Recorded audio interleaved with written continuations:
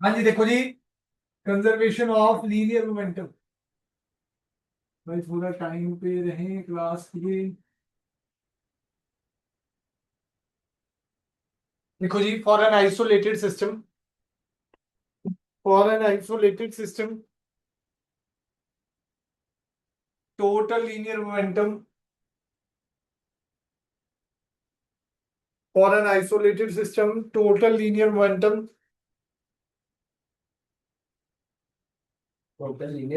Momentum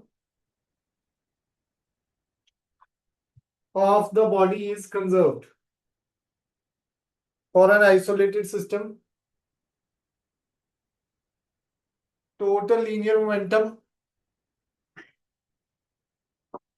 of the body is conserved.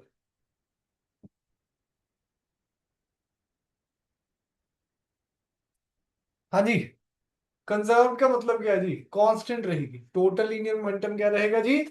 Constant. मतलब एक isolated system का मतलब क्या होता है? जिसमें नेट फोर्स क्या लग रहा हो जी? जीरो। आइसोलेटेड सिस्टम क्या होता है? जिसमें नेट फोर्स क्या हो जी? जीरो। ठीक है जी, उसको क्या बोलते हैं जी हम? Isolated system. आइसोलेटेड सिस्टम है तो उसमें मोमेंटम क्या रहेगा जी? कंजर्व या कांस्टेंट रहेगी।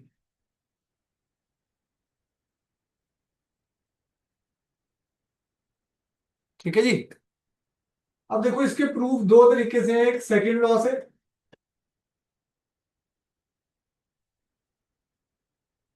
वैसे थर्ड लॉ से आता है जी। सेकंड लॉ से क्या प्रूफ है जी? सिंपल है इसमें। अकॉर्डिंग टू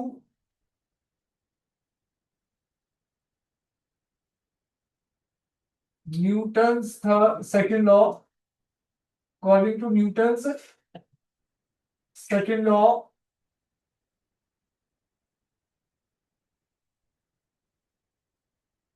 एफ क्या है जी हमारा? DP by D. एफ क्या है जी हमारा?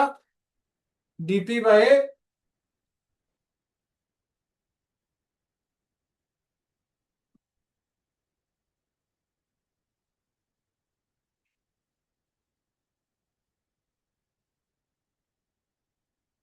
एफ हमारा क्या है जी?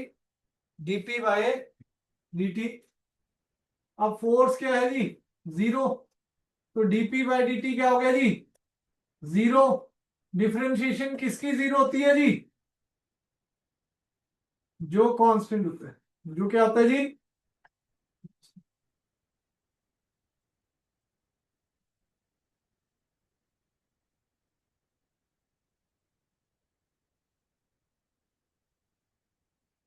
डिफरेंशिएशन किसकी जीरो होती है? जो कांस्टेंट होता है।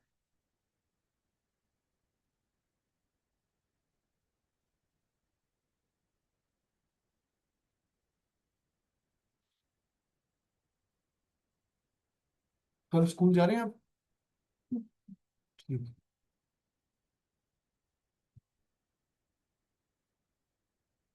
परसों का मैं पूछ लूंगा। परसों नहीं जा रहे होंगे तो 10 बजे बुला लेंगे एक बार। हाँ, सुबह भी बुला लेंगे। आपका वेक्टर कंप्लीट करेंगे जी। हाँ जी, डन है। लिखो थर्ड लॉ से प्लीज। स्कूल में थर्ड चैप्टर तक आया हूँ, यूनिट 3 तक। Unit 3 work force. Work power energy तक। ठीक है जी भाई, कोशिश है। पर तुम टेस्ट के टाइम पे दो ना। संडे को दे देते टेस्ट प्रोजेक्ट का। अब हमारी क्लास वेस्ट होती है फिर ऐसी। अगले से नहीं। अगले संडे तो लॉज ऑफ मोशन का है यार। ऑब्जेक्टिव रख रहा हूँ मैं वहां तो। 4 टेस्ट लिख दिए हैं। अब हर रोज आधा 10-10 क्वेश्चन ऑब्जेक्टिव का टेस्ट है। हर रोज। हाँ मतलब जैसे ट्यूसडे फिर Saturday, Tuesday Saturday 10-10 question objective का 15-15 मिनट का टेस्ट है। मेनली ऑब्जेक्टिव में ही नंबर कटते हैं स्कूल में बाद में फिर। हाँ, क्लास के टाइम पे हो गया बाद में। मतलब क्लास की बात दे सकते हैं आपको। मेडिकल वालों का भी पहले देना, पहले दे देंगे। अगर मैम की क्लास अब एक बार फिक्स करा लेना आज मैम से कि भाई आगे रखनी है कि पीछे रखनी है। क्योंकि फिर मेरे को तो फिर टेस्ट रखना है आगे पीछे। हाँ हाँ, कोई नहीं, वो तो मैं समझ गया। पर एक टाइम हो ना, ताकि हम भी एक फिर टेस्ट रखेंगे जी। अब 15-15 मिनट के टेस्ट होंगे ऑब्जेक्टिव, 10-10 क्वेश्चन। हाँ भाई, तभी तैयारी होगी। फिजिक्स बहुत टेढ़ा सब्जेक्ट है, इसमें बहुत सारी चीजें हैं। कंसेप्चुअल है, न्यूमेरिकल है, डेरिवेशन है। ये नहीं है ना मैथ्स की तरह फार्मूला लिखा और बस सॉल्व करना शुरू। इसमें ऐसा सिस्टम नहीं है ना, फार्मूले के बाद सीधा सोल्यूशन के काम नहीं है ना। इसमें तो थ्योरी भी पढ़नी है आपको, उसका कंसेप्ट भी पढ़ना है। ठीक है जी। कंसेप्चुअल क्वेश्चन भी आते हैं। अभी से 12th लेवल की तैयारी करोगे तभी कामयाब रहोगे, अदरवाइज बोर्ड में पेपर टफ आता है। ठीक है जी। डरा नहीं रहा हूं, देखो बच्चे तो पहले भी तैयारी करते थे भाई। ठीक है जी। जो पहले भी अच्छी तैयारी करते थे उनके लिए पेपर आसान लगते थे। अब रिटर्न प्रैक्टिस पे जाना है, और एक एक नंबर के, दो दो नंबर के क्वेश्चन पढ़ने शुरू करो। आज मैं लास्ट में टेस्ट सीरीज बना दूंगा आपकी, वहां की तो मैंने बना दी थी कर ली। 16 तारीख को एक बड़ा टेस्ट है, मोशन इन 1D 2D, मतलब पूरा। ये वाला तो नहीं है ना? हाँ, लॉज ऑफ पहले वाला मोशन। क्या पता तुम्हारा लॉज ऑफ मोशन हुआ नहीं ना, उनका तो इस संडे लॉज ऑफ मोशन का टेस्ट है वहां वालों को। ठीक होगा। हाँ, इस संडे क्या पता तुम्हारा बड़ा टेस्ट हो जाए मोशन इन 1D और 2D का, 40 नंबर का। और क्लास भी होगी। ऑब्जेक्टिव है। ऑब्जेक्टिव नहीं है, सब्जेक्टिव। ऑब्जेक्टिव तो मैं 23 तारीख को रख रहा हूँ जी, सारा ही आपको बता दूंगा कौन कौन से चैप्टर। हाँ जी। देखो, proof from third law, school में यही आता है जी। थर्ड लॉ से ही प्रूफ आते हैं स्कूल। देखो, consider two bodies A and B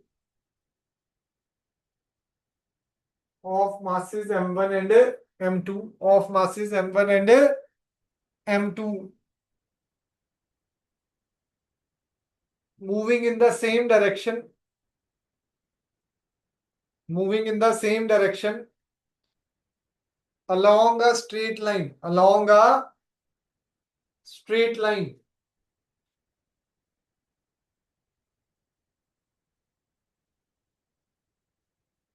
long straight line. हाँ, along a straight line with velocity u1 and u2.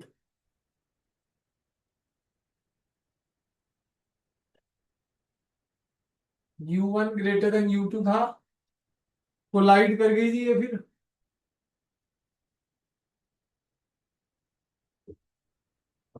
After collision इनकी वेलोसिटी क्या आ गई जी, v1 and v2।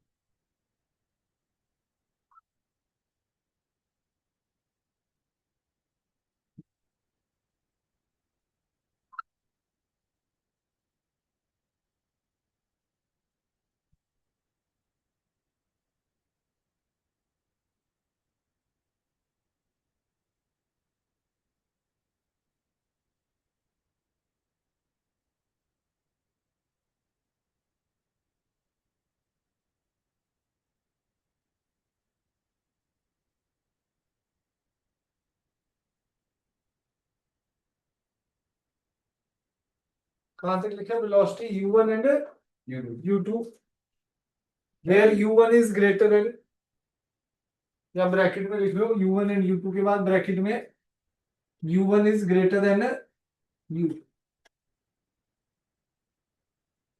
Full stop. They collides, diagram बना लो जी फटाफट। देखो after. After to.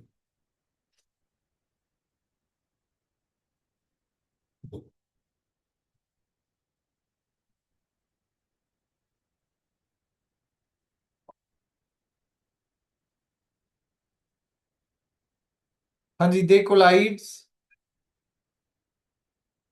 For time delta T, they collides for time delta T,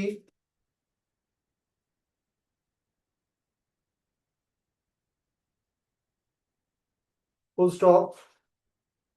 after collision, after collision their velocities be v1 and v2, their velocities be v1 and v2,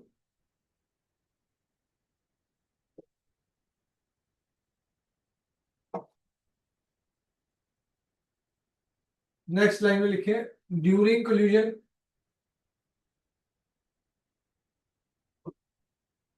F B A क्या है जी, force on B due to A, इसको action कह सकते हैं जी, action force है जी। F A B क्या आ जाएगा, force on A due to B, reaction आ गया जी, force on B due to A, action. F A B क्या आ जाएगा, force on A due to B, reaction.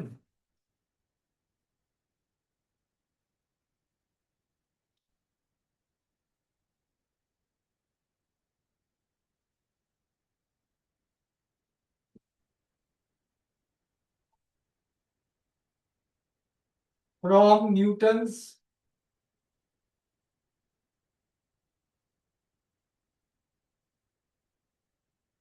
Third law, every action has equal and opposite reaction.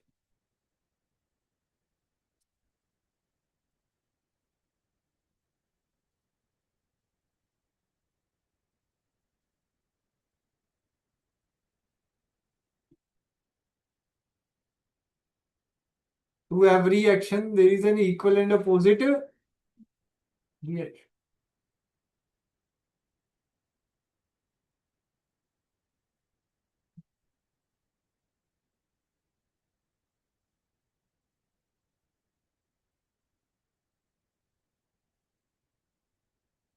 ठीक है जी, यही होता है जी। Multiply both side by delta T, multiply both sides with delta t, तो F B A delta T is equal to minus F A B delta T.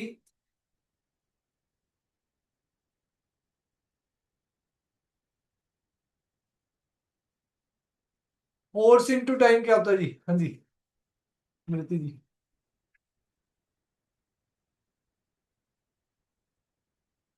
हाँ मेरी थोड़ा भाई, फोर्स इंटू टाइम, वेलोसिटी क्या बात है, force into time, acceleration mass impulse impulse, mass mass कहाँ से, तो करेंगे खतरनाक नहीं आंसर थे तुम्हारे भाई।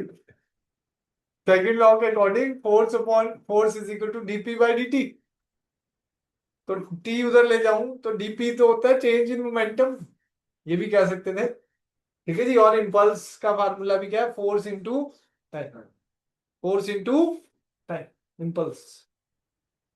ठीक है जी, तो फोर्स इंटू डेल्टा टी क्या है जी,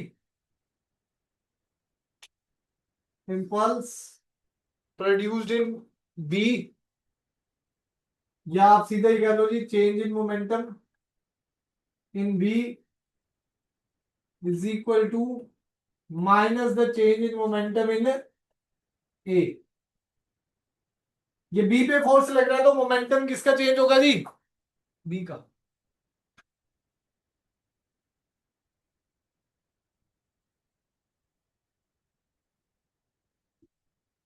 4 बजे तक ये करेंगे, फिर वेक्टर करेंगे जी, अब टेस्ट तो परसों ही हो पाएगा। ठीक है जी, पर परसों भाई मैम से कंफर्म कर देना, फिर बायो वाले ने पहले देना है अगर क्लास बाद में है। ठीक है जी, और सैटरडे को अपना ऑब्जेक्टिव टेस्ट है 1D का, 15 क्वेश्चन होंगे, तो आपको क्लास के बाद आधा घंटे का। ठीक है जी, या क्लास से पहले ही देखता हूँ मैं, नेगेटिव करिए नेगेटिव नहीं होगी। अगर नंबर हाँ, और संडे को आपका 40 नंबर का मोशन इन 1D और 2D, पूरा सर्कुलर मोशन सब कुछ आने वाला है। कैलकुलेट भी आएगा ये जो करें तो भाई ऐसे तैयारी नहीं होगी, टेस्ट देने पड़ते हैं, बार बार चैप्टर तैयार करने हैं हमें।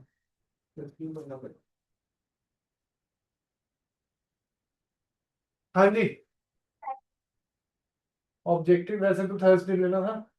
ऑब्जेक्टिव हमारा है चैप्टर 1। हाँ मतलब मोशन इन 1D। सर्कुलर रहने दो। नहीं नहीं, वही सर्कुलर भी आएगा। सेंट्रीपिटल एक्सेलरेशन तो नहीं आएगी। हाँ वो तो डेरिवेशन पक्का ही आएगी 3 नंबर की। हाँ जी, ये क्या आएगा हमारा delta P B is equal to minus delta P A. तो यहां पर क्या आ जाएगा जी हमारा M1 M2 मास तो M2 है इसका बी वाली बॉडी का। इसको ए लिख लो डायग्राम में, ये बी, ये ए और ये बी, ये ए और ये।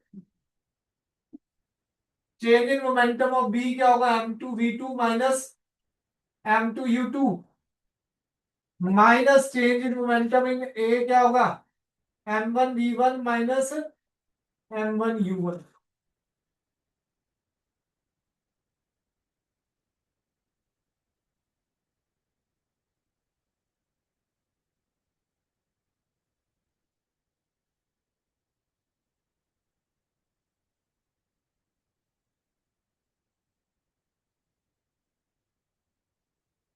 चलो M2V2 माइनस M2U2 लिखते हैं।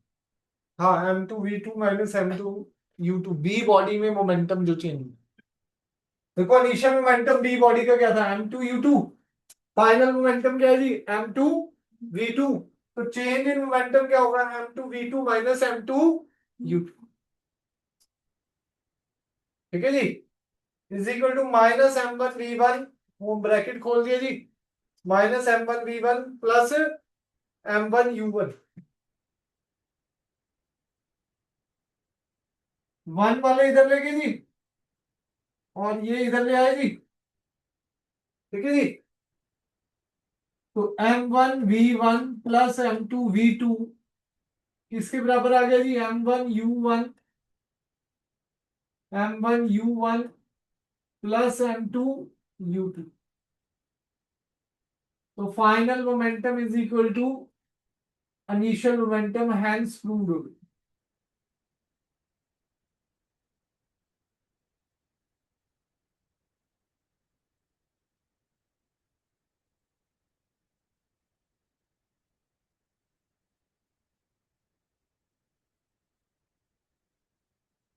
वो याद है नहीं। हाँ भाई, ये तो डेरिवेशन है, 3 नंबर की आती है। आपके स्कूल में तो कम ही आनी थी चांस है, आपके में तो अलग पेपर बनता है भाई पूरा। वो नहीं लड़का थी कर दी। हाँ सही कह रहे हो। बर्थडे सेकंड आ जाए। आज दे आज। आओ बर्थडे।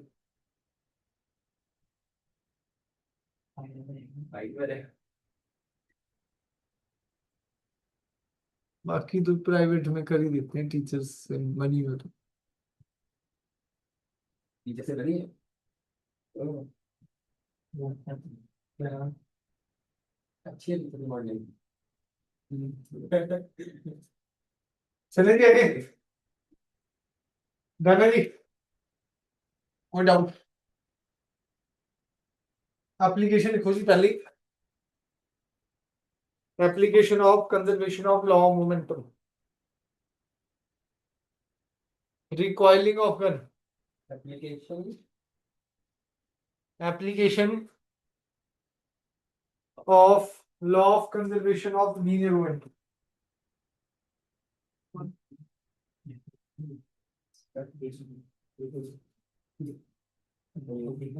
हाँ दिखाई।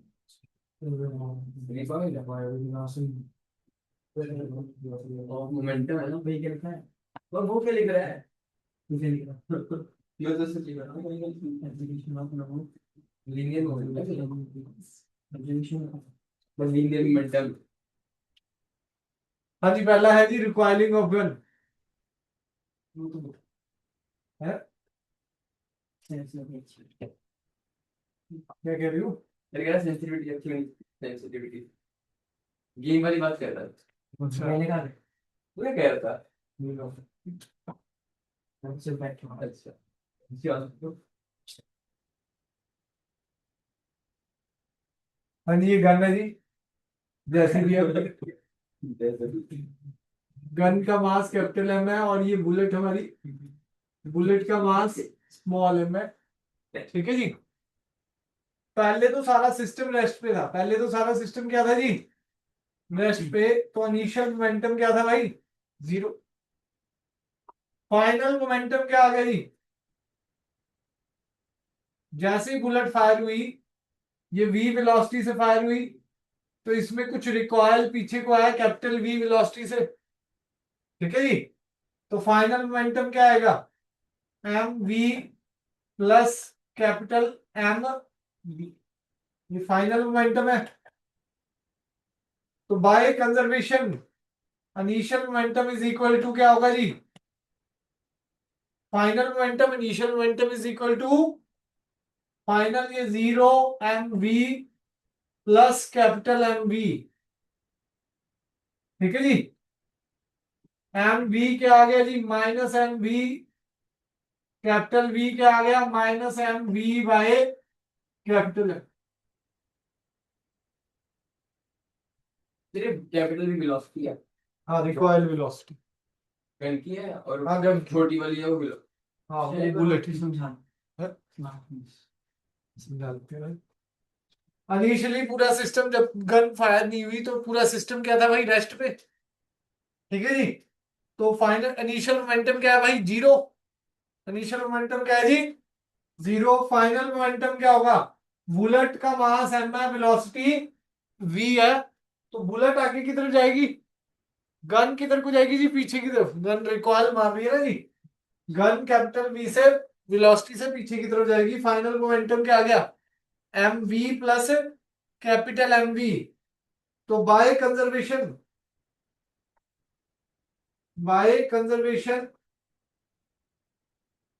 Of linear momentum, initial momentum किसके बराबर होता है जी, फाइनल।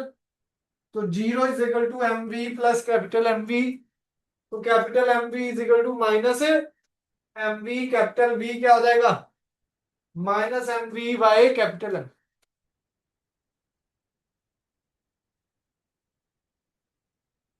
समझ आ गया जी, टॉपिक समझ आया कि नहीं। बेसिकली अगर आपने ढीले हाथ से पकड़ा हुआ ना गन को, तो इतना जोर का झटका लगेगा, कंधा भी टूट सकता है भाई। ठीक है, जो पुरानी गन्स होती थी वो ज्यादा हैवी होती थी, अब तो थोड़ा वेट कम हो गया उनका। एनसीसी में है कोई, चलाई होगी फिर आपने।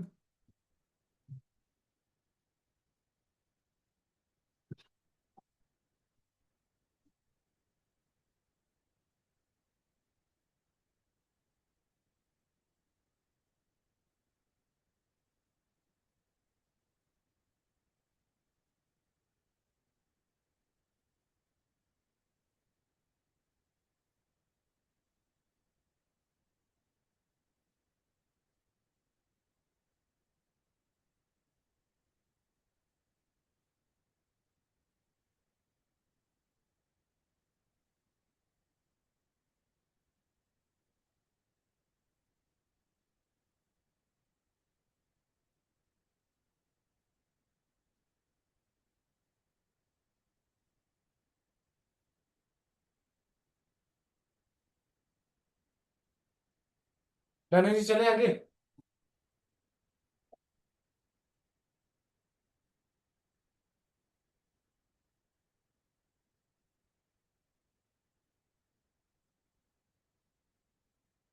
हाँ जी, एक तो एक एप्लीकेशन में ये लिखा हुआ है, शोल्डर के टाइट लगा के हम फायर करते हैं, क्यों सेकंड एप्लीकेशन में। तो उसमें क्या कह देते हैं जी, मैन का mass, mass of man M N है। ठीक है जी। तो वो पूरे सिस्टम के मास से जुड़ जाता है जी, मतलब गन के मास से क्या हो जाता है जी, अटैच हो जाता है।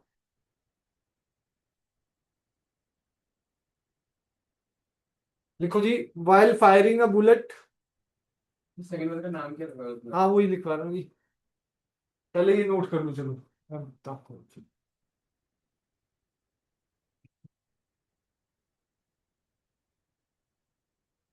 तो इसकी डेरिवेशन का याद रखेंगे, फॉर्मूला इसकी, ये वाली, ये तो डायरेक्ट फार्मूला ही कहा होता है न्यूमेरिकल। असाइनमेंट करी भाई किसी ने, कोई असाइनमेंट दी थी, कोई डाउट लास्ट क्लास में? नहीं मिली सर। सबको ही दी थी वही, ये नहीं आया था। छुट्टी में था। नहीं आया था, अब बाद में चली थी। सर मेरे को नहीं मिली। दे देता हूँ भाई, अब फिर तेरे बैग में चली। नहीं मैं दे देता हूँ भाई, मैंने तो सबको दी थी वैसे। आप तो ऑनलाइन थे ना? इसके बैग में था। कोई नहीं, दे देते हैं। यही मासूम है। देख ये मास ऑफ मैन एमएल। मैं कोई होता है बस सुन नहीं। आपके पास थी क्या दो? नहीं सर, मेरे पास नहीं थी, तो मेरी देखो सर, यही 15 क्वेश्चन है टेस्ट। नहीं नहीं, ऐसे नहीं है। देखो ये क्या कर क्या चलेगी। थर्सडे वाले से मुझे मुझे एक्सरसाइज करना थोड़ा। क्या करेगा? आ जाओ कल, आ जाओ 10 बजे। सर स्कूल में क्या करेगा? ये बात इधर बैठ। कोई नहीं, आ जाना थर्सडे भी 10 बजे। देखो जी, वाइल लिखो। While firing a bullet, the gun should be held tight. The gun should be held tight to the shoulder.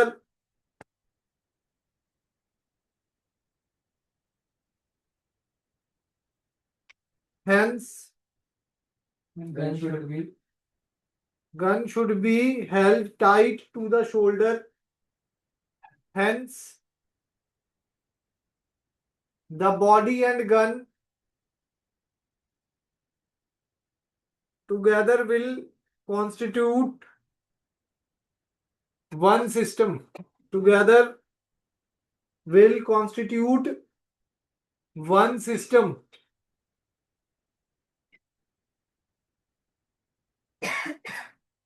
हाँ, मतलब दोनों एक ही सिस्टम हो जाएंगे, गन और बॉडी क्या हो जाएगा, एक ही सिस्टम हो जाएगा। तो जहां गन का मास था, जहां गन का मास था उसके साथ क्या हो जाएगा, मास ऑफ मैन अटैच हो जाएगा। उसके साथ क्या अटैच हो जाएगा जी, मास ऑफ मैन।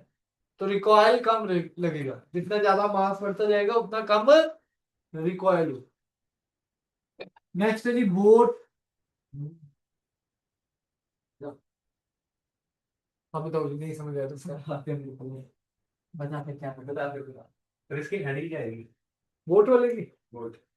तो व्हेन अ मैन जंप्स। मेरे पास बोट लिखना है समझ। नहीं नहीं, हेडिंग लिखो। बोट लिख ली। बोट लिख नहीं नहीं, हेडिंग में लिखवा रहा हूँ भाई, अच्छा, लिख। When a man jumps out of a boat, when a man jumps out of a boat to the shore,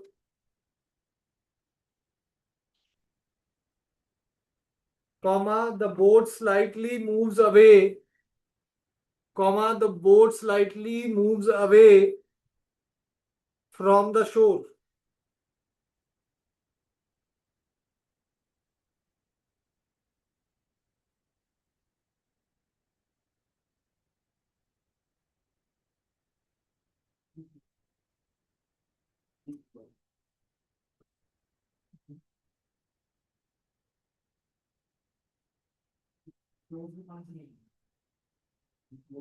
हाँ जी, बोट से जब मैन कूदता है भाई, ठीक है जी।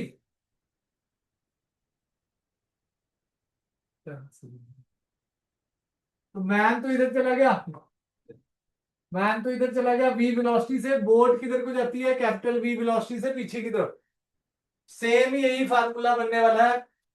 बोट का मास एम, मैन का मास स्मॉल एम। तो इनिशियल मोमेंटम तो सिस्टम का 0 था। इनिशियल मोमेंटम तो सिस्टम का क्या था जी, 0। फाइनल मोमेंटम क्या हो जाएगा जी, M V plus capital M V. तो initial momentum is equal to final momentum. तो M V plus capital M V is equal to 0। तो एम वी क्या आ गया जी, minus M V capital V क्या आ गया, minus M V by capital V. सही है। हाँ, सेम ही फार्मूला जी। फोर्थ फिफ्थ पढ़ना जी, एक्सप्लोजन ऑफ बॉम्ब का मैं क्वेश्चन करा रहा हूँ, उससे समझ आ जाएगा।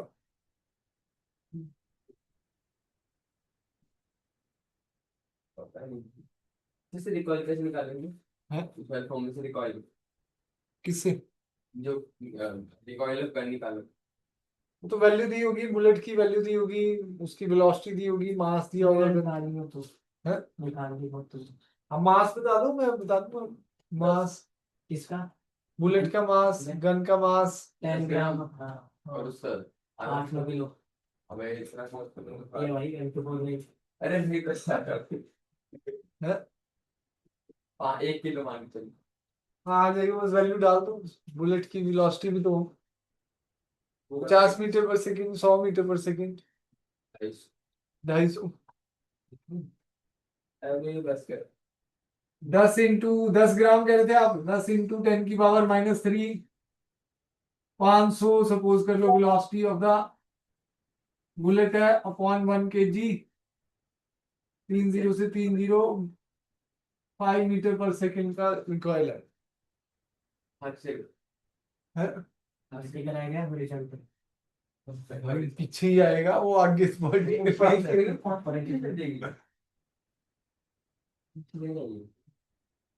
ऊपर नीचे करते हैं साइड में।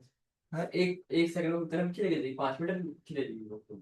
अगर नीला पकड़ा होगा तो फोर्स नहीं लगा रखा होगा तो पीछे चले जाओगे। कंधा भी टूट सकता है, हाथ भी टूट सकता है। ट्राई मत करिए। ठीक है जी, आओ जी, लास्ट बस ये क्वेश्चन है जी, फिर वेक्टर की रिवीजन है। हम चलेंगे। घर नहीं जाना भाई, प्रोजेक्टाइल के क्वेश्चन बताऊंगा, उन्हीं में से पेपर आ जाएगा, बैठ के तैयार कर लेना। बस कल परसों आने की जरूरत नहीं पड़ेगी। तेरे को तो बता भी दिया था हिंट, फिर भी तू समझा ही नहीं। वही कौन सी हिट जब डाउट पूछने आया था मैंने कहा भी था पहले 5 क्वेश्चन कर लो, एक क्वेश्चन उसमें से आ रहा है। पहले बात की लेकिन अनसॉल्व, अनसॉल्व वाले ठीक है यार, लेकिन बहुत सारे कर वो पहले वाला कुछ होगा तो कुछ छोटी सी यार। भाई स्पेशल ट्रायंगल पढ़ाया गया था ट्रिग्नोमेट्री में। यार साइन 37 की वैल्यू भी पढ़ाई है, और सर आगे बताना कौन कौन सा होगा, कौन कौन सा है क्या ये बताओ। एक वो एरोप्लेन उड़ता हुआ कोई सामान गिर जाएगा। ठीक है जी, 3 बार निकालते हैं समझ में एक बार। ठीक है जी, समझ गए। एक कि कहीं से सामान गिरा कहीं और गिर गया, एक बिल्डिंग से दूसरी वो बिल्डिंग। विंडो वाला विंडो आज ही लिखते हैं। अरे विंडो वाला ठीक है जी, सारा एसएल अरोड़ा से है पेपर, बच्चों के वहां 22 22 23 23 नंबर आ चुके हैं, मतलब 25 है। डेरिवेशन 5 नंबर की है। 5 5 10 हो गए स्कूल का लास्ट में बताता हूँ कौन कौन से चैप्टर आ रहे हैं। सही बात। लो जी, इसमें वेक्टर ही लगना है। अगला क्वेश्चन 18 एच वाला है। कैसे लिखता है 18 एच कुछ केस स्टडी तो कुछ इसका केस स्टडी पे ऐसा है सब ऐसे एक ही तो है तो काम करते हैं ऑब्वियसली तो एक ही जो है ना उसमें तो फिर 20 20 में किसी दोस्तों ने ऐसा खुद से निकाल तो खतरनाक हो रही है। फिर जाए मतलब 20 में दोस्त बनाना पड़ेगा, पढ़ना नहीं है। क्या है अभी कौन क्या है बस लिख दीजिए कोई सर को तो बिल्कुल नहीं चाहिए। इसके तो घर फोन करना पड़ेगा। लो जी, बॉम्ब वाला क्वेश्चन है जी, very important. Question number 23, heading bomb लिखनी है एक्सप्लोजन ऑफ बॉम्ब। हेडिंग लिखनी है तो explosion of bomb.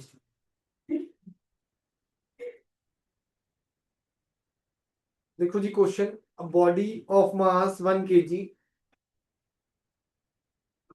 a body of mass 1 kg initially at rest,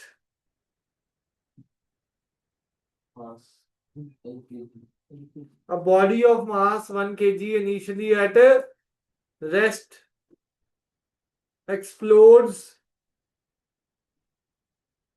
and breaks into 3 fragments, explode and breaks into 3 fragments. तो ठीक नहीं डिवाइड होगी क्या? हाँ 4-5 नहीं कर सकती हो? होने को हो सकती है, क्वेश्चन 3 फ्रेगमेंट कह रहा है, होने को तो हजारों में हो सकती है वो। देखो तो बताओ तो। हाँ 3 fragments of masses in ratio 1:1:3, full stop. 1:1:3, full stop. The two pieces of equal mass,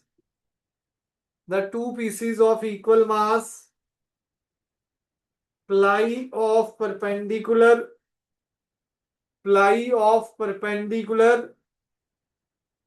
to each other,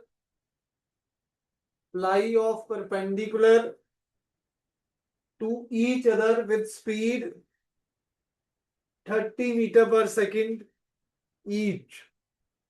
30 meter per second each. Full stop. What is the velocity of the heavier fragment? What is the velocity of the? ये question है, Yeah. Question है।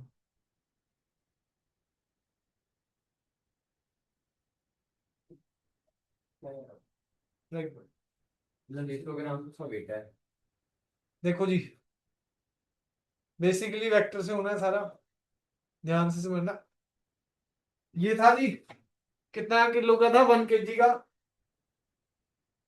अब 3 parts में divide हो गया, 1:1:3। Total कितना हो गया जी? 1+1+3, 5 आ गए जी। जब भी रेशियो दे रखी है तो ऐसे करते हैं, 1 प्लस मतलब जितनी भी दे रखी होती, ये 2 3 4 ऐसे दे रखा होता, तो 2+3+4 किधर 9, फिर वो 9 से डिवाइड होता। अब सपोज 1 kg को 1/5 करूं, ये 1 रेशियो में आ गया, ये भी 1/5, और ये 1/5 कितना आ गया 1 kg का? 200 ग्राम। ये भी 200 ग्राम, ये 600। तो मास m1 कितना आ गया जी? 0.2 kg। m2 भी कितना है जी?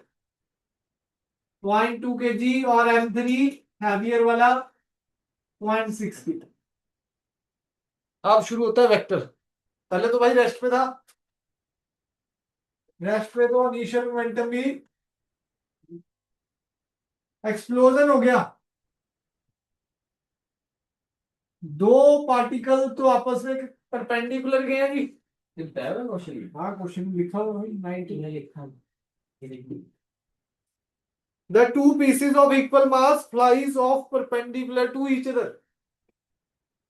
दोनों का मोमेंटम निकाल लो। P1 क्या हो जाएगा? वेलोसिटी इनकी दे रखी है जी, इसकी भी 30 मीटर पर सेकंड,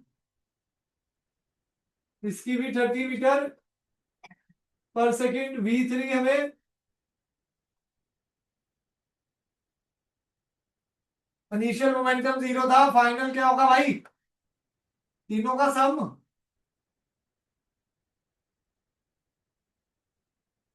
तीनों का क्या हो जाएगा जी? सम।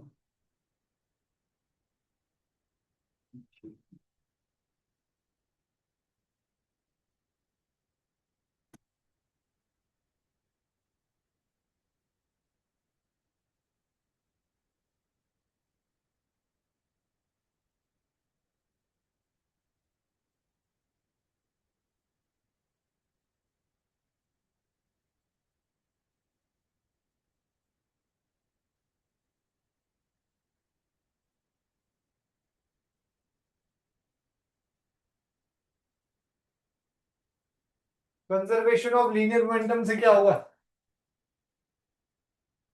Initial momentum is equal to final. तो भाई इनिशियल तो 0 है, तो P1+P2 वेक्टर में ले रहे हैं जी, P3 इज इक्वल टू 0। तो P3 क्या आ जाएगा? -P1 प्लस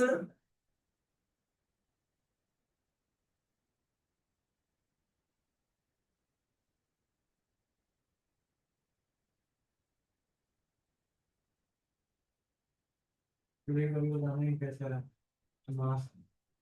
मास 1:1:3 है, तो टोटल इनका सम करूं तो क्या आएगा 5। एक पार्ट में कितना जाएगा जी 1/5। ठीक है जी, तो ये 1 पार्ट है, ये भी 1 पार्ट है, ये 3 पार्ट है, उसमें 3/5 चला जाएगा। 1 kg का 1/5 कितना होगा जी 0.2। 1 kg का 1/5 कितना होगा 0.2, और 3/5 कितना होगा जी 0.6 1 kg का।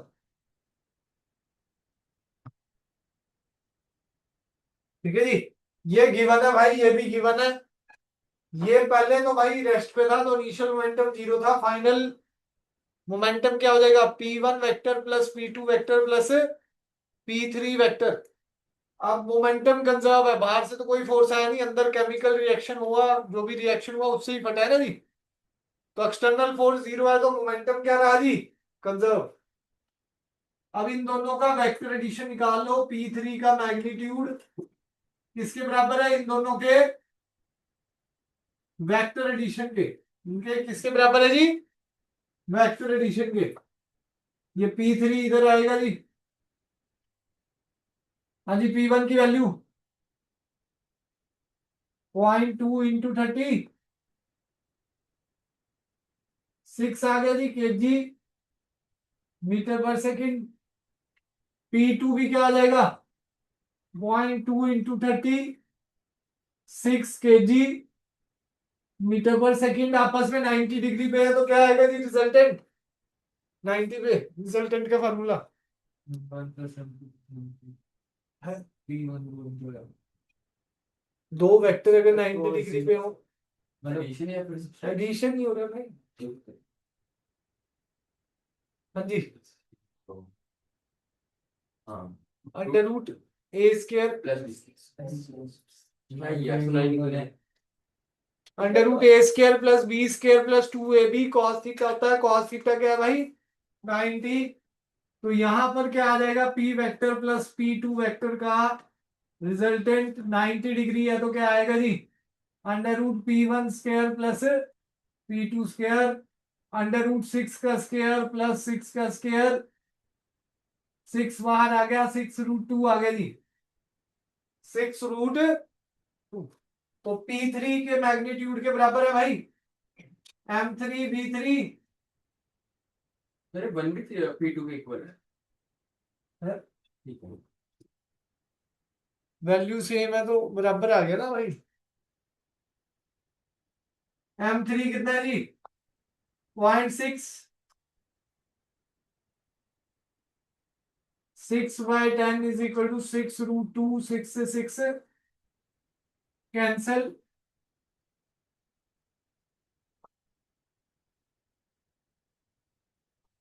6 से 6 कैंसल, V3 क्या आ गया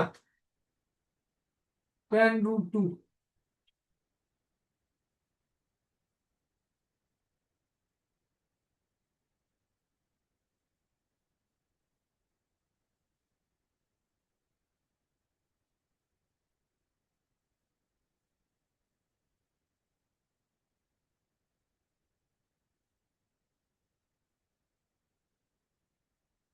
फिर P3 निकालने के बाद क्या किया आपने?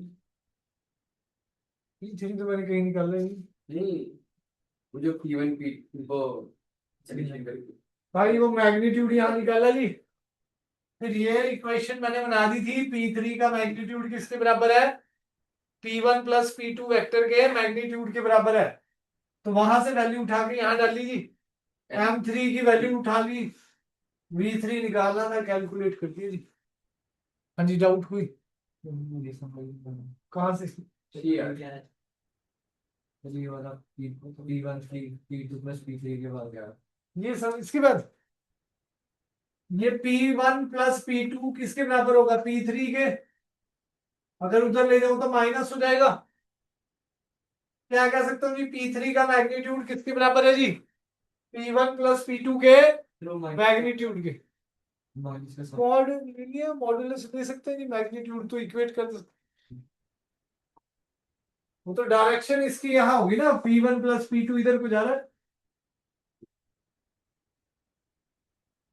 डायरेक्शन अपोजिट है, वो फिर उसका जैसे आर मैग्नीट्यूड लेते थे, आर इज इक्वल टू क्या होता था, under root A square plus B square plus 2ab cos theta, p1 vector plus p2 vector का मॉडुलस ले लिया, मॉडुलस किसके बराबर आएगा, under root p1 square plus p2 square plus 2p1 p2 cos 90, cos 90 क्या होता है भाई, cos 90 क्या होता है जी,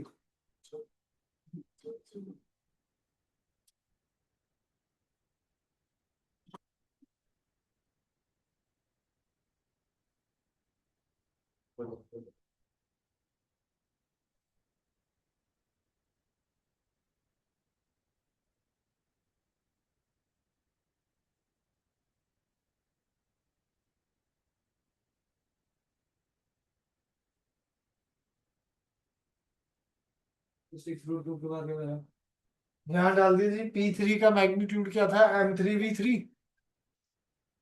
और P1 प्लस P2 का मैग्नीट्यूड किसके बराबर है, 6√2। M3 की वैल्यू डाल दी 0.6, V3 6 से 6 कैंसिल हो गया, V3 क्या आ गया, 10√2 आ गया, √2 की वैल्यू डाल दी।